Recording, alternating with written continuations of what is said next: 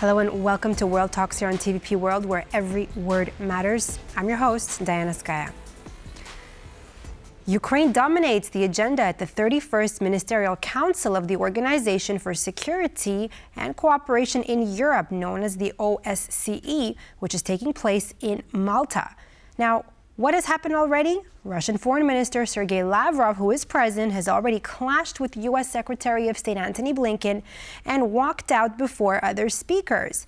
Consequently, Polish Foreign Minister Lavrov spoke to TVP World and gave his thoughts on the situation, calling for Russia to be expelled from not only the OSCE, but also from the UN Security Council. Now, to break down these developments, I'm joined by Martin Sklenár, former Slovakian defense minister. Good evening, sir. Thank you so much for being with us here on TVP World Talks. Good evening. Thank you very much for having me. Sir, so this summit is becoming quite the show. We already have Sergei Lavrov, Russia's foreign minister, clashing with U.S. Secretary of State Antony Blinken during the discussions, him walking out, accusations really going back and forth. Tell us first, what does this reveal about the current state of Russia and West relations, particularly in the context of the Ukraine war? Lavrov is the one really accusing Blinken of risking escalation in the war and beginning a Cold War 2.0, if we can say. Well, first of all, the rhetoric and the messages that we hear from Sergei Lavrov during this meeting shouldn't be surprising. He's just continuing the war propaganda that Russia is putting on to advance their cause in the West, to sow any possible disagreements in the public support, and exploiting some of the narratives that they see that might work with specific populations. But it also shows the very polarized situation as it is in the diplomatic field, and showcasing the OSCE as an international forum that was supposed to deal with these kind of situations, especially in a region like Central and Eastern Europe, and possibly European region as such. But simply shows that the OSCE is not able to deliver anything in terms of security and cooperation in Europe, even though it's two words in the name of the organization. So it is a show. It is part of the narrative that Russia is trying to push in Europe, in the West. It shouldn't be a surprise, but it also shouldn't be, any big. We shouldn't adjust our strategy here in the West just because Russia has some strong words coming out of Foreign Minister Lavrov. You've pointed out quite some interesting things there. Now, Polish Foreign Minister Sikorski called for Lavrov to be expelled from the meeting. He also believes the same should apply to Russia's membership in the UN Security Council. Sir, what do you think about this call for Russia's removal? Do you think it would be a diplomatic step too far, or a necessary move in the face of Russia's actions, particularly when now we know that Donald Trump, incoming president, is trying to somehow find a solution, if we could call it a diplomatic solution to have an end to this conflict? Well, certainly the situation and the actions that Russia is taking justify strong language, as we have heard from Minister Sikorski. Certainly implementing such calls and actually consequently putting Russia out of the international bodies that it is a member of right now would be extremely difficult in practice, and we of course would run into a long discussions without any real possible outcomes. But certainly I understand the logic and the justification behind the calls. Russia doesn't deserve to be part of the international community if it breaks the rules that it helped actually create, both in the OSCE, in the United Nations, and other bodies that Russia is a member of. So is it realistic that Russia could so easily be removed from these organizations?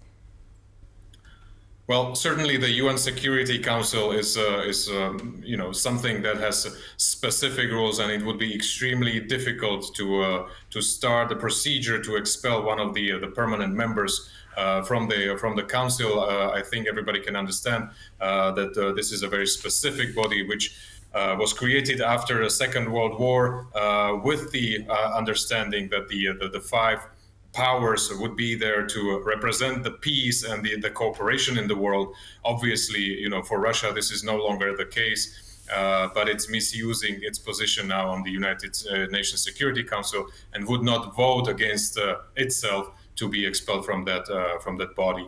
The very similar situation applies also to the OSCE, where Russia is a member of. Well, we can hardly imagine a situation where it would vote against itself to leave the organization if they didn't want to. And of course, in the OSCE, it has still a few allies and countries that would support their cause, especially Belarus, but also others probably.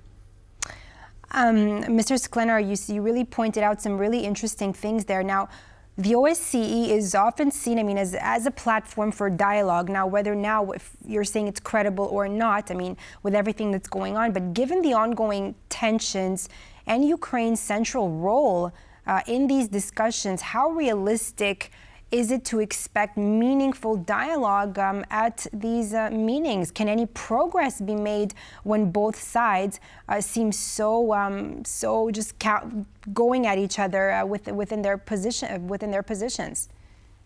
It's certainly and very obviously hard to imagine that a dialogue like that would happen. And this is, this reflects a little bit also the setup of the organization as they are meeting in Malta right now at the ministerial level. And the OSCE, when it was created or with the objective of resolving some of the crisis or all of the crisis in Europe and in the area that forms the OSCE, there are mechanisms built in to the organization to be able to deal with those situations. But certainly in practice, we see that those were quite idealistic and in real life cannot be really applied to deliver on that. What it also shows, the discussion, which is, yes, exactly, a big diplomatic show and, a showdown of the positions. It also illustrates that there is right now minimal room for any meaningful negotiations on the settlement of this conflict. The OSCE would be a possible body to deal with that, and through the OSCE, countries have tried also then later during the Minsk negotiations and Minsk agreements to settle the conflict after the Crimea annexation, illegal Crimea annexation. But what we see now, there is basically very limited space to start any meaningful negotiations and move them maybe even outside OSCE to a separate platform, create a new, very dedicated diplomatic platform just for the negotiations. All the countries who would need to come into those kind of negotiations are represented also at the OSCE, right? You have the US, you have other European countries, you have Russia, you have Ukraine, you have some of the post-Soviet republics and others. So everybody is there, and we see no room for meaningful dialogue. You're saying that there is no room for meaningful dialogue. However, how do you see the OSCE's role in addressing the war in Ukraine?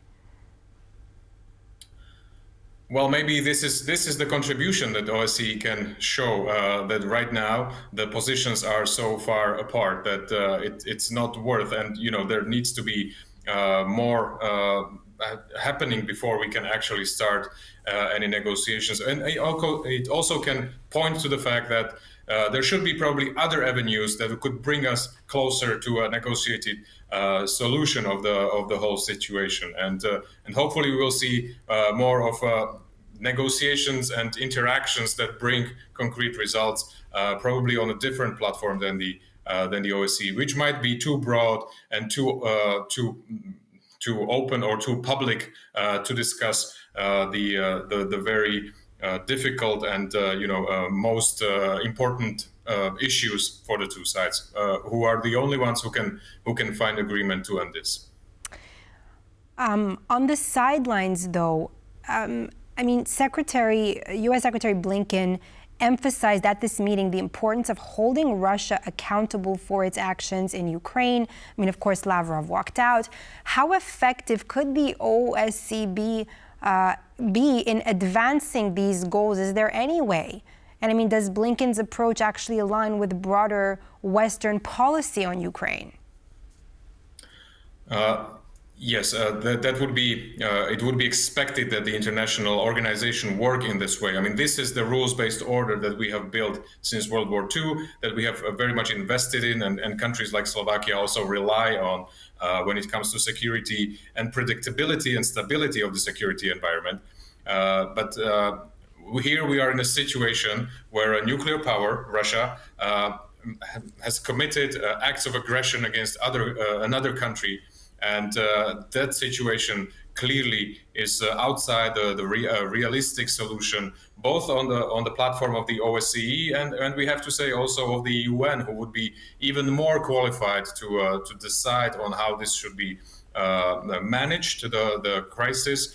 But since Russia is a permanent member of the United Nations Security Council, we cannot realistically expect that a solution will be found on the platform of these organizations very soon.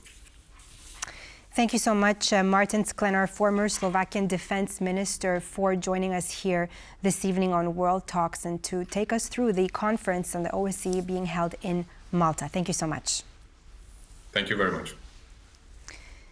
And that's all for this edition of World Talks here on TVP World, where every word matters. I'm Diana Skaya. Thanks for watching.